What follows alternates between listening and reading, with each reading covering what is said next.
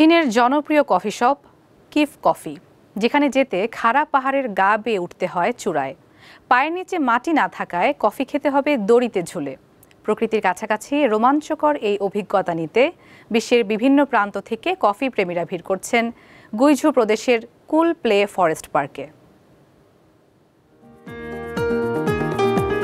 ব্যাপক জনপ্রিয়তার কারণে বিশ্বজুড়ে নানা আয়োজন করা হয় কফি নিয়ে। দেশ বিদেশে হরহামেশাই চোখে পড়ে বিচিত্র সব কফি শপ।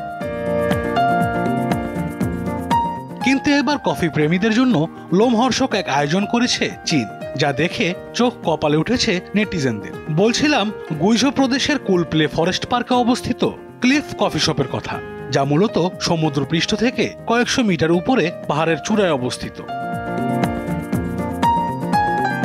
এই কফি শপে আসার জন্য কোনো গাড়ি, লিফট বা সিঁড়ির ব্যবস্থা নেই। একমাত্র উপায় খারাপ পাহাড়ের দেয়াল বেয়ে উপরে ওঠা।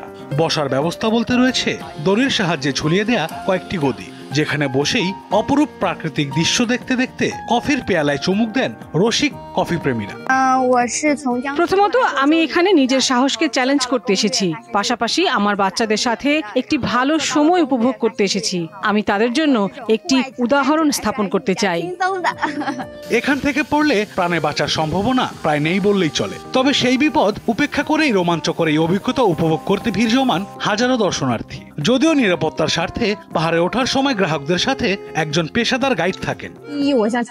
আমি একটু ভয় পেয়েছিলাম এবং নিচের দিক তাকানোর সাহস পাইনি, কিন্তু শুরু থেকে শেষ পর্যন্ত একজন কোচ পথ দেখে যাচ্ছিল। পাশাপাশি আমার বাচ্চারাও আমাকে উৎসাহিত করছিল।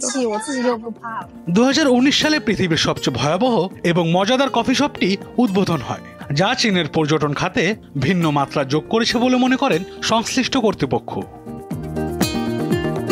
আশরাফ শুভ, দীপ্ত, বার্তা কক্ষ।